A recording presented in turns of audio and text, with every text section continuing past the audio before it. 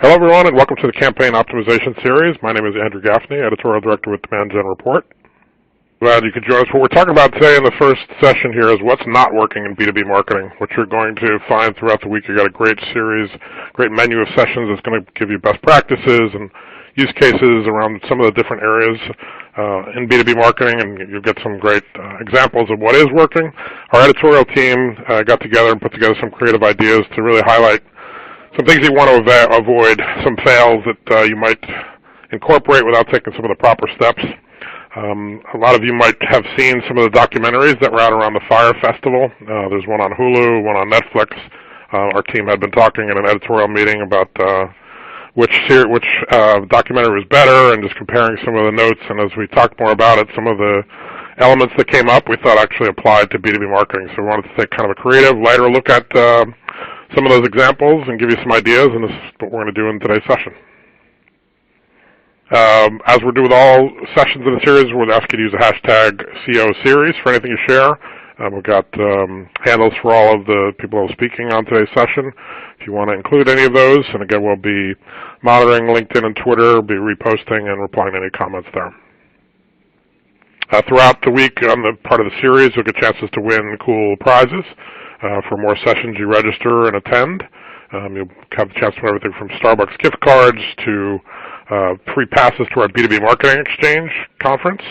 And also there'll be a grand prize winner for Apple AirPods. So increase your chances. You get started today and throughout the week. So I mentioned I had the idea for this session. Throughout this session you're going to be hearing from sort of our brain trust. On today's session, you'll hear from Claudia Trico, who's our features editor on Demand Gen Report. We'll also be joined by Brian Anderson, our news editor. Alicia Esposito is actually our senior content strategist across all of our brands here at G3. And Elisa Schoenig, who's our assistant editor. We'll each be taking different elements from our takeaways from some of the Fyre Festival fails and applying those to marketing takeaways. So with that, I'll turn it over to Alicia Esposito to get us started thinking about some of the process and planning takeaways. Thanks so much, Andrew. And I'm really excited to be a part of this panel today because, as Andrew noted, I am senior content strategist for the G3 family of brands. So part of my job is really just making sure that our end-to-end process is strategic and that there's always a plan in place. And you know, what I loved most about watching these documentaries is that those planning pitfalls, so to speak, or those planning issues were so evident from the very beginning. But one of the key takeaways from Fyre Fest was that there's this idea of, oh, well, you know, our leader seemed like he knew what he was doing and he had a big vision and a master plan, so we just kind of went along with it. So my goal today is just kind of go through some of those red flags, so to speak, and kind of walk through some best practices that B2B brands can apply to their process and planning strategies so they don't make the same mistakes. So some of you who have seen the documentaries, you know the backstory, but for those of you who may be relatively new to the topic, essentially the founder of Fyre Fest, Billy McFarland, he had really big dreams from the get-go. His goal was to create this very exclusive luxury experience that completely turned the festival experience on its head. Anyone who has gone to a music festival may know that usually being smelly and dirty is a rite of passage to the entire experience, right? It's usually hot, you know, you're facing the elements, right? So it's kind of part of the experience to rough it, so to speak. But in Billy's mind, there was an opportunity or white space in the market to create something completely luxurious, VIP, and in turn, really high cost. And of course, as he started to make his pitches to potential investors, people really bought into this vision, this notion of creating something exclusive, coveted, and in the end, profitable, right? I mean, if you're inviting influencers, musicians, and models to this event, it's obviously going to be a hot ticket. And a lot of people believed in this vision and the story presented by McFarland in his pitch deck. And just a side note, if you have not seen his sales deck, some of the images I pulled in this section of the presentation is on it. I definitely encourage you to just Google it, check it out. It's definitely a good exercise of what to do and also what not to do. really the question was, he had this big vision, he had the money to back him up, but did he have the plan and the processes in place to make his vision a reality? This idea of igniting energy and adding power to the experience. We know now a lot of buzzwords don't really make much sense together, but really exciting, and it riled something up within investors and anyone who heard about Fyre Fest. Right? He conjured up this excitement that really got people excited, but we know now at the end of the day, you can get people excited, but you really need a plan in place to make your vision a reality. And the reality is he did not have a plan in place.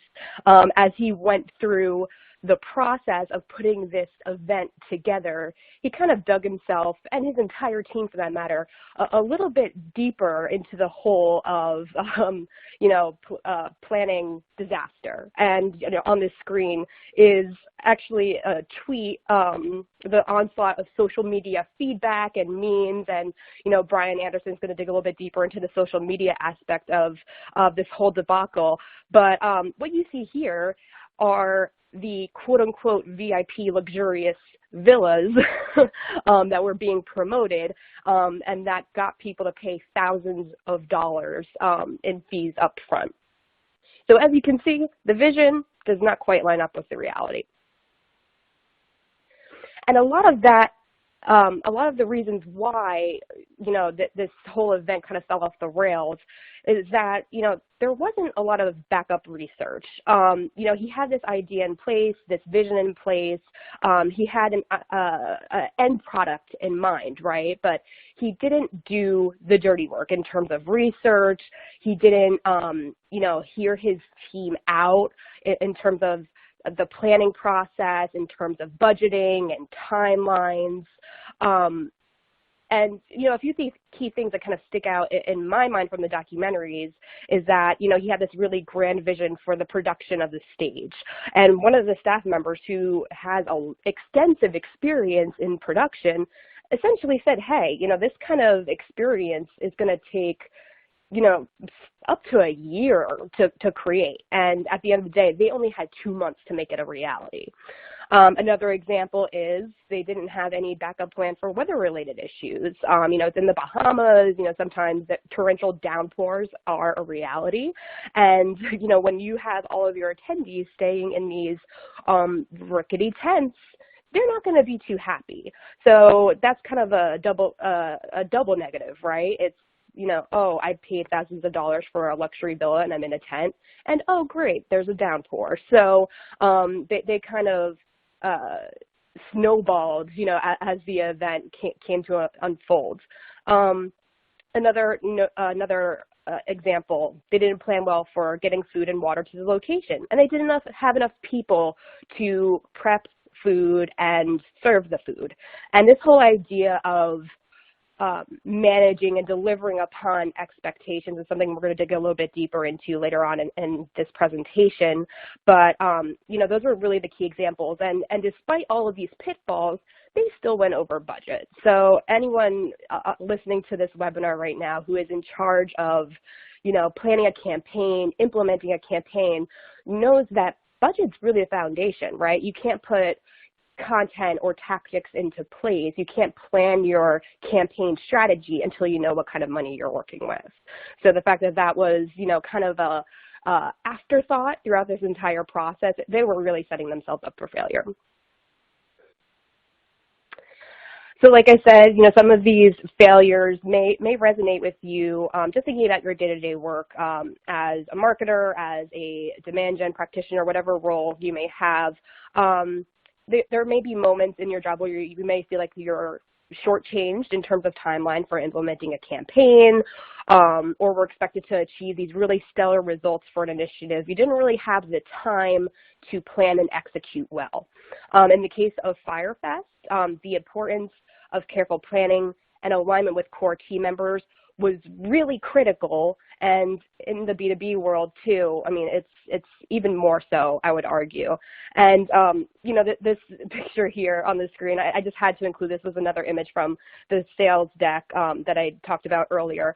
And this was really Billy McFarland's master plan for making Fyre Fest a reality. Understand brand goals, of course, that makes sense. Ideate, which, I do ideations in the content world, but what does that really mean in terms of putting together a festival? Conceptualize. Again, what does that mean? Execute. Okay, great. So as you can see, in terms of a graphic, okay, this is cool, I guess, but there's really no meat or strategy behind this big master plan that he was proposing from the very beginning. So again, red flags from the beginning, and people totally got had rose-colored glasses looking at the exclusivity and the potential profitability of this type of experience.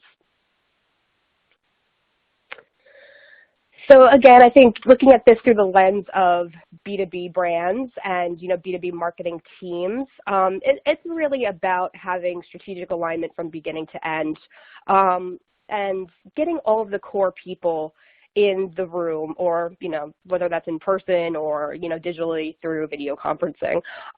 It's about thinking about from the beginning, okay, well, what big product releases do we have in mind? What sales plays do we have, do we need to implement in order to meet our objectives? And how do demand gen and content fuel these initiatives throughout the year? And then, of course, the really pivotal part of this is operations, making sure the budget's in place, that all roles and responsibilities are set, that the metrics are set, what are you measuring up against, as these campaigns are being implemented, and basically holding people accountable through the entire process, so all key milestones are met and everything's rolled out when it's supposed to be. Because that's another big lesson from this whole Fyre Fest debacle. No one held Billy accountable through this entire process when he just said, yeah, we got it, we'll just get more funding, or yeah, we got it, we'll figure it out when we get to the island. Every step of the way, he just pushed the tasks and the red flags off even more, and it just ended up being a total disaster. So that kind of speaks to the importance of marketing ops, this notion of keeping everyone in check. The role has kind of evolved from technology focused to more just strategic planning and implementation focused, making sure that the process is in place, and that as campaigns are being implemented, that they're meeting those core objectives that were set from the very beginning. So I kind of walked through some of my, tips and best practices along the way, but this is really kind of a summary of what I shared with you, as I was kind of going through all these red flags and problems with Fyre Fest. So really, it's all about bringing in the key stakeholders from the beginning, getting that early buy-in, and doing frequent check-ins once those tasks are set, making sure that everyone is hitting the mark in terms of, campaign release dates and, when deliverables are set to go from sales or products to marketing. Again, it's just making sure that everyone has the information they need to be successful. It's all about building your timeline. We take a very backwards planning approach, with our content and our campaign. So what's our goal launch date? And let's make sure all the proper phases are in place, so we can, do the proper editing, do the proper writing and research. So we put out quality content and campaigns. And really, I think the key thing here, although measurement is very important, I think the key thing is supporting each other along the way. That's in the form of insights, that's in the form of best practices, and that's in the form of just making sure that you're holding up your end of the bargain and you're kind of hearing out your team members, say from sales or product, just to make sure that their needs are met as you start to put together these campaigns, whether it's, promotion and amplification tactics or content assets, just making sure that everything kind of serves the greater good of the organization. And that was really one of the things that, Billy failed on. He had a great team of experts and professionals who excelled at their craft, and he, at the end of the day, always thought he knew more. And with that, I'm actually going to pass it over to Elise, because she's going to dig a little bit deeper into the importance of employee advocacy and employee engagement as you're implementing campaigns. Elise?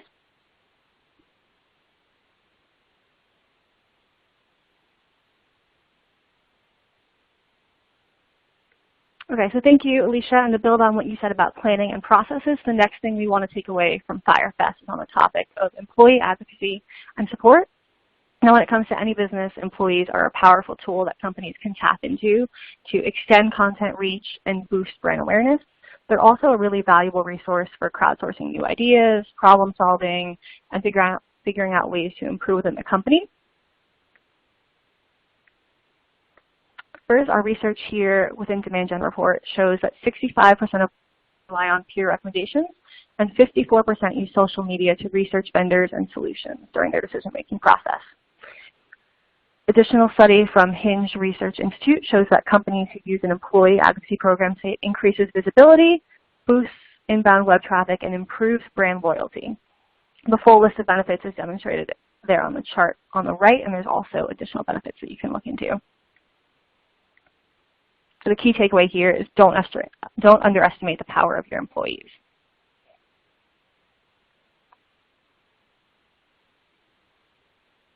Now, when we talk about Fyre Fest, it's important to note that it wasn't just a bad experience for the customers, but also the employees, and perhaps even more so.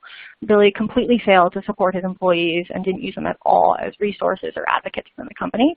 There are many examples of this, but some are that the employees weren't fairly compensated for their work. There's a great example of the employees in the Bahamas who weren't paid, and then the manager had to put $50,000 of her own savings up to pay back her employees. And even the ones who were paid, there were often gaps between paychecks there. And now within internal meetings in the company, Billy didn't listen to or encourage employee input. Instead, he told anyone who spoke up or questioned him that they could leave and their voices and input wasn't valuable. On top of that, there was a complete and utter lack of alignment across departments. The festival and the events team were originally designed to promote the app, so you would expect that there was a lot of communication there and cross-company work, but in fact, during the film, it's revealed that the product team had no idea what was going on the event side. It was almost as if there were two separate companies, which is pretty appalling. And then last but not least, employees were asked to break the law and ignore moral codes. One person said that he even had PTSD from working at the company, which is definitely not the kind of experience you want your employees to take away and to tell the world about.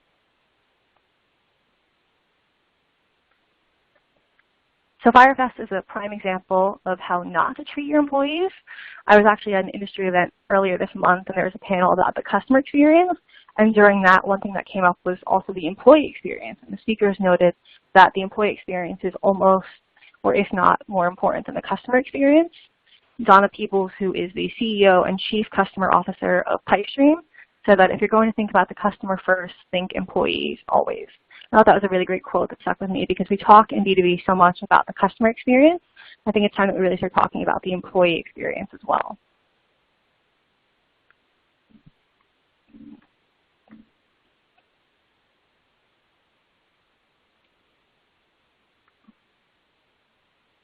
All right, now a B2B example company who did employee advocacy right is Fujitsu, which is an IT equipment and services company. They used Octopus, a social engagement platform, to roll out a formal employee advocacy program because they recognized that their employees had these networks that they weren't tapping into and that they could share content and extend brand reach. So using this social engagement platform, they were able to create a content hub and empower the employees with content as well as the tools to share their content and whatnot on social media very easily and have it readily available. Now, within 6 months of implementing this formal employee advocacy program, the company increased its shared posts by 10%, or 10 times, sorry, and social reach grew 70%, and then the employee advocacy program generated a 360% ROI, which is pretty astounding. Now, that shows just how powerful employee advocacy can be done when it's done right, and that employees are a good resource within the company that you should really be paying attention to. Some quick tips and takeaways from Fyre Festival include don't overlook your employees. Now, your customers are critical, but your company will go nowhere without a strong team to identify, nurture, and support them. In B2B, we talk a lot about creating long-term positive relationships with your customers and influencers, but B2B companies should also be striving to do the same with their employees. After all, happy employees often means happy customers. So make sure that you're treating your employees well and that they're tuned into major happenings within the company and aligned across departments. communication is really key here. Another thing is that you want to use your employees as powerful brand amplifiers. So you should be encouraging them to share on social media and equipping them with the tools to do so. In this case, you might sometimes want to invest in an employee advocacy platform to do so, as Future Student has. So that's it on employee advocacy. And Claudia, next we'll be talking about expanding influencers beyond just within your company and tapping into some who are external.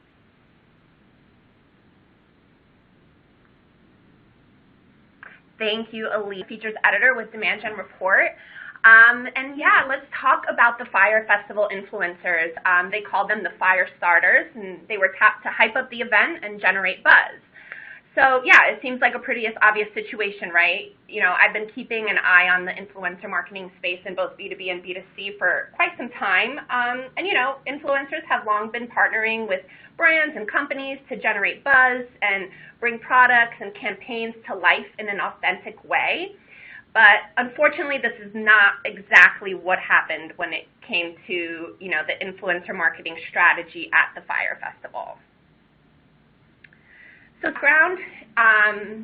the Fyre Festival team had, you know, big names in mind, models, Kendall Jenner, Bella Hadid, Emily Ratajkowski, Haley Baldwin, Elsa Hosk. They were all hired to participate in this influencer program. These 5 women alone have millions of followers. Most of them were flown out to shoot this footage. It actually, what's really funny is it actually turned out the getaway in the Bahamas, where all the influencers and Ja Rule and Billy McFarland, they all went out to have this kind of Fyre Festival experience, and that was really the only time that experience was presented, was basically through all this promotion. So the problem there was that, you know, A, they were promoting an unrealistic experience. B, you know, they weren't disclosing that they were paid generously to promote this Fyre Festival on their social media accounts. Whenever they posted a photo, you could see a photo there on the slide. No hashtag ad, no hashtag sponsored, nothing like that. And C, at the end of the day, a lot of these influencers, maybe not these, you know, top names, but a lot of the influencers were promised things that also were not delivered.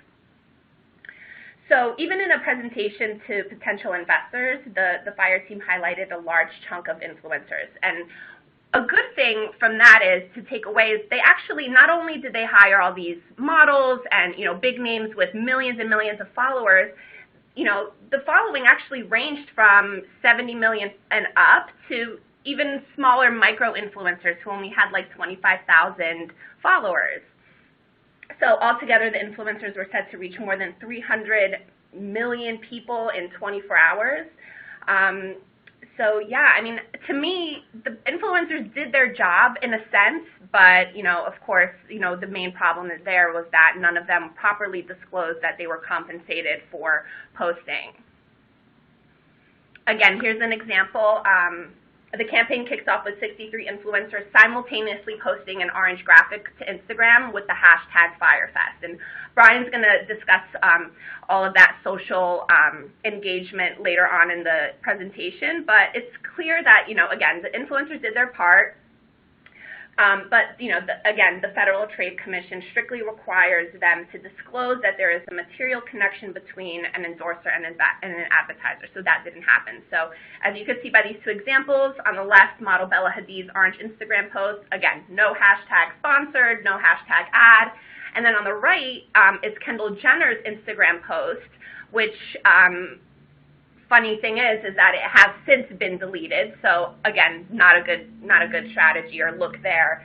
And again, no disclosure for the fact that she got paid up to, I think she got paid up to like $250,000 for a single Instagram post. So that's really crazy. Many of the influencers, you know, most obviously were not as largely well known as the models that I mentioned earlier. They were promised things that were not delivered when the Fyre Festival kicked off. Or kicked off, for lack of a better word, I guess you could say. Some were promised luxury accommodations, yet they were put on a ship. And one influencer, I took the screenshot from her video, she actually documented her entire stay. She actually said that she was afraid to get off the ship due to the chaos that was happening on the island. And then after 3 days, they were actually kicked off the ship. So Again, not a good experience for the influencers either. She also read some emails from the Fyre organization towards the end in which they barely shared any information or helped them even find a way home. So in this case, this influencer, she had a good, she had a good agent and a management team who helped her in that sense, but that's not really a kind of experience that you want to give your influencers when you're partnering with them on a campaign. So while the Fyre Festival gave, it might have given influencer marketing a bad name, I personally don't blame the influencers. Essentially they did do their job. It was the Fyre organization who failed to have a concise influencer strategy. They seem to just pick people and celebrities with big followings and spent a large budget on getting them to promote it. Budget that, you could have used for, actual employees working at the festival and things like that. So in the case of B2B marketing, there's some stats here that I gathered from a lot of research that Demand Gen Report has done and a lot of research that we've covered in our stories. So, influencers can make a huge impact on campaigns, and these stats just really emphasize that. 69% say that their influencer engagement strategy was effective or got results. 59% of marketers are planning to increase their influencer marketing budgets over the next 12 months. 78% of buyers are dedicating more time to researching solutions and are increasingly turning to peers and thought leaders for relevant insights. Again, it's just getting that authentic experience. It's really important. 65% rely on peer recommendations and review sites, and the list goes on. So yeah, influencer marketing can benefit B2B businesses. It's just a matter of doing it right and having the right strategy in place. So yeah, in terms of a B2B influencer strategy done right, here's an example from Oracle. And obviously, Oracle is a big name, and they have a wealth of internal influencers who have detailed expertise in specific areas, supply chain management, enterprise resource planning, infrastructure, etc. However, the company wanted to establish and strengthen relationships with external influencers as well. So they could really expand upon the brand's thought leadership strategy using external influencers and as well their internal influencers. So as part of their influencer pilot program, the company utilized 5 internal influencers and 7 external influencers to tell a cohesive story that connected Oracle's engineered systems products. So the products, the social media posts were measured by total number of hits, social impressions, and social engagements, and levered non-biased third-party perspectives to improve Oracle's brand perception. So you could see the results here, over 4,000 combined blog views, over 134,000 social impressions, and over 2,000 social engagements. So when a B2B influencer program could really work well if you're using, if you're leveraging the right people and really developing long-term relationships with them as well. All right, there's a lot to learn here. It's really crucial to have a clear influencer strategy in place and communicate it with the influencers consistently. It's a partnership. It's not a one-off, one and done, here's some money, post this on Instagram, and then you'll never hear from us again. Don't also just randomly pick big names and expect it to be a success, because again, you could see from the Fyre Festival, they had some of the most influential social media stars on the planet, and at the end of the day, everyone just looked bad. So you also want to build a long-term relationship, like I said, with these influencers. You don't want to waste your money on just one influencer sharing one single post on social media. $250,000 for one post to Kendall Jenner, that money could have been used in so many other ways. And it's not authentic, and your buyers will see right through it. Influencers with large followings may also not be the right partner for your company.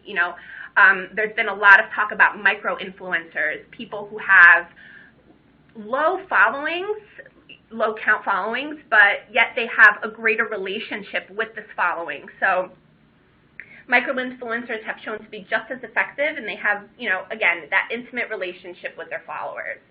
And finally, your influencer strategy should really benefit both parties. So again, have these conversations with the influencers, align philosophies, and be as authentic and trustworthy as possible, because again, your buyers will see right through it. And at the end of the day, you want to just be as authentic as possible. So That's it on my end, and like I mentioned before, Brian is going to discuss social media played at the Fyre Festival in more detail. So Brian, it's all you. Thanks, Claude, and thanks for everybody for joining us today. Brian Anderson from Demand Gen Report here, and you probably noticed one of the recurring themes throughout a lot of these main points in our session that Alicia and Elise and Claudia brought up is that social media is an integral part of the Fyre Festival's go-to-market strategy, and you're starting to see social media play a more integral role in B2B marketing go-to-market strategies as well. So I'm going to walk through a couple of slides here talking about how to lean more towards the FOMO and try to avoid a couple of uh-ohs.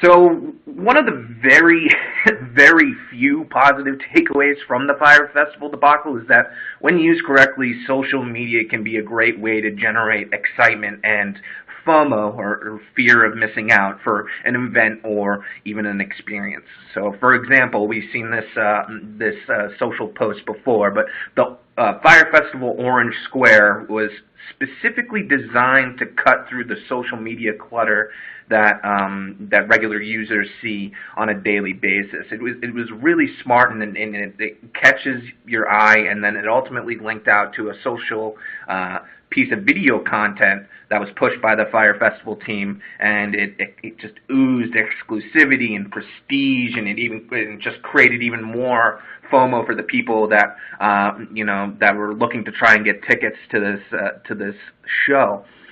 You also saw FOMO being generated through social from the variety of influencers that were detailed a bit earlier by Claudia. So the couple of stats here that are kind of more important to the B2B side of things. The one that I really want to highlight is the last one there, that almost half of B2B organizations are using social media or B2B buyers, are using social media to browse existing discussions, to learn more about their topics of interest. Social media is becoming a more important channel for the modern B2B buyer today, and B2B organizations need to understand that.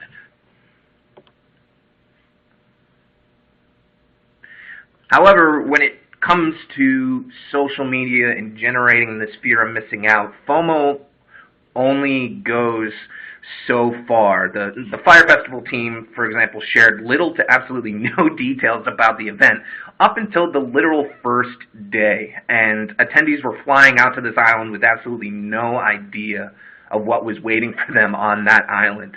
The lack of information instantly threw up red flags for a lot of folks that were trying to attend the event or trying to learn more about the event, so much so that even there was one part of the documentaries that were highlighting this festival was talking about this Fyre Festival fraud Twitter account that was created to ultimately highlight all of the odd, weird things that were happening with this festival. And it started to get to the point where a lot of people were starting to call out the event organizers and the event itself for being a fraud. So ultimately, when it comes down to it, is you need to be able to not only create this fear of missing out, but you need to make sure that there's, that the value proposition is clear and they understand exactly what they're going to get.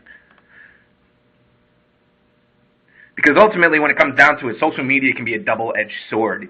Social media in and of itself is not owned, it's not controlled, it's not regulated by the vendors, the sellers that are out there, or anything like that. It's the buyers and the users that have control of it, and it could generate FOMO. It could create good buzz about your brand and the experiences that you're trying to create, or it could be the complete 180 and just start ripping apart the event. You see a couple of social memes that were created leading up to the event and as the event was going on.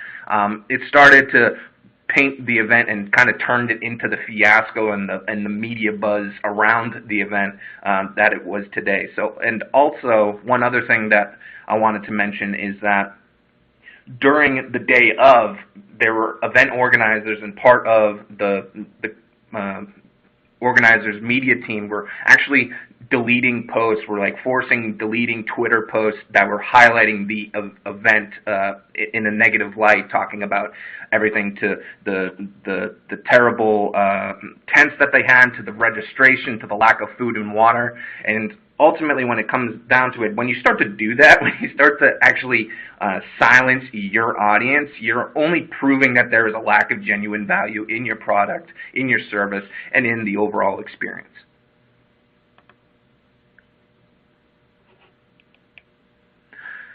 So one of the companies, one of the B2B companies that I think is using social media right, and there's a lot of overlap here between, the social media strategy as well as influencer strategy and just proper processes and putting those in place as well, is the company Juniper Networks. The performance networking and cybersecurity solutions provider is one of this year's Shorty Awards finalists in the social media category.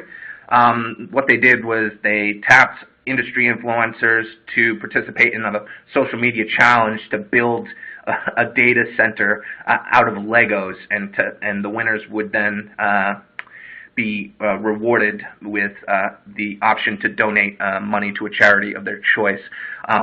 The content, the Lego data centers were highlighted all through social media. It was fueled by these influencers, and it expanded the conversation on, Twitter, Facebook, LinkedIn, and it even furthered the influencers' reach into, Juniper Networks' target audience. So there was a lot of back and forth between what the value prop was for the influencers as well as for the Juniper Networks brand.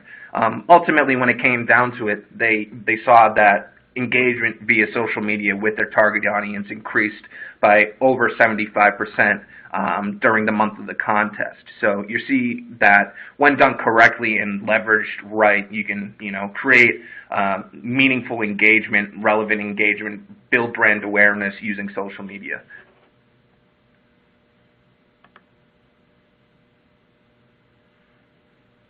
So just a couple final thoughts here to wrap it up.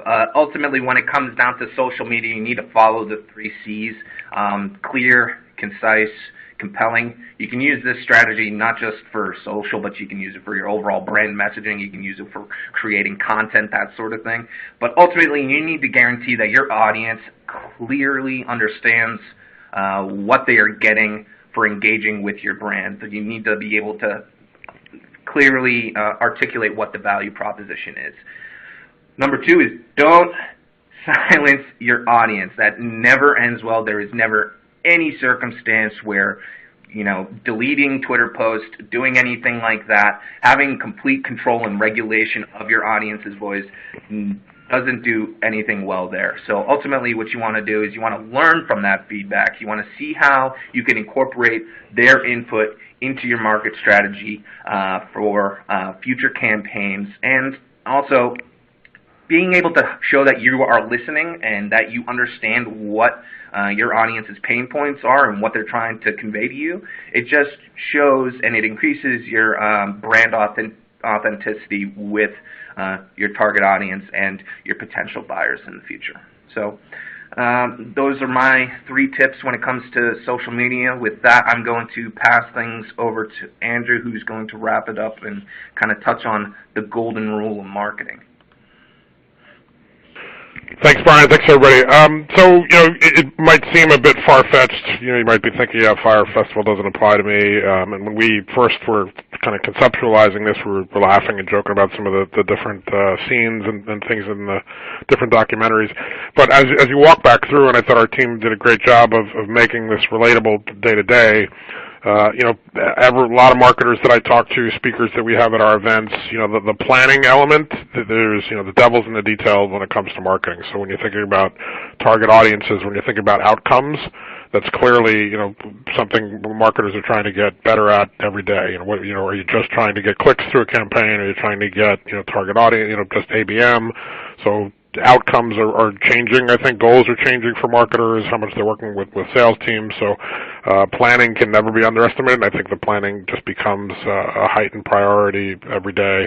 Employees, I think, is kind of a new frontier for a lot of B2B organizations that I think a lot of them, Lisa made some great points there, are underestimating the power and potential of getting their employees more involved as stakeholders and people that can help amplify a lot of the campaigns they're doing. So I think there's big opportunities around there. The influencer, the elements that Claudia touched on too, I mean, that was a pretty brilliant element of Fyre when you think about it, because sort of naturally Coachella is viewed. You see a lot of social media posts of famous people, models, et cetera, that are at Coachella. So for them to launch a new festival and have those people seemingly on board from the beginning, I think that there's some interesting elements of Fyre that they seemingly did well. They spent a lot of money. They had great agencies, but I think there's some takeaways that could definitely be applied to B2B, that you don't want just influencers that are going to have a big name but not be sort of integrated into what your messaging looks like and what you're trying to accomplish in the campaign. And then again, social, I think, is always an underserved opportunity for B2B campaigns to make sure what you're doing right and doing want to avoid. So I thought those were great takeaways from the team. I'm just going to wrap it up quickly. As Brian said, kind of the golden rule is not to overpromise. Make sure you're trying to exceed expectations with your campaigns and your marketing initiatives, and give you a couple of quick takeaways there before we wrap up. So the one thing is expectations. Fyre and the team touched on a lot of this. The idea was this was going to be festival at the next level, gourmet food, beautiful island. They clearly failed on a number of those fronts. But I think as marketers, it sounds much more basic for us. We're trying to create content. We're trying to create calls to action. What can we use to engage audiences? But I think there's some really critical elements for B2B marketers to think about, both internal and external, in terms of managing expectations. In both cases, it can be pretty dangerous to overpromise or be overly ambitious, both in terms of what you're offering, promising to your audience, and also for your internal stakeholders. So I'll talk a little bit about both of those. Again, the Fyre example, we've touched on a lot of this, but if you're promising gourmet food and you're serving two slices of cheese on bread, it's clearly going to have kind of a boomerang effect. You're not only going to let your audience down, but they're likely going to share and talk about what a fail it was. So it could have negative implications for your brand if what you're putting out there for content is not delivering on what you're saying it's going to do. If it has if it feels like it's a waste of time for your audience. So I think it's really critical at the beginning when you're starting to play, okay, we're going to do this kind of content. Is it going to be valuable? Is it we're going to be able to sort of hit on the promise of what we're offering? The other element of the internal factor, so when you're creating content, you want to, if you're saying we're going to create an ebook about the future of X, what your topic is, can you really create that content? Can you come up with interesting narratives? Can you get thought leaders involved in the content? Can you come up with research? Can you really validate it and give it to something that a reader is going to be interested enough to spend the time with? I think that's one of the real things about B2B. The currency is time. They're probably not paying to get the content, but if they really say, okay, I'm going to invest 20, 30 minutes in this, am I going to feel valuable about it? Am I going to feel like I got educated? Is your brand going to get a favorable impression around that? But the other element are for your internal stakeholders, if your campaign is saying, okay, we're going to go out and engage this new audience. A couple of years ago, it was all about leads. If we could say, look, we're going to get 1,000 people to download it. Now what we're seeing with our demand gen benchmark study, there's been a shift over the last few years from volume. So it's no longer about quantity, it's about quality.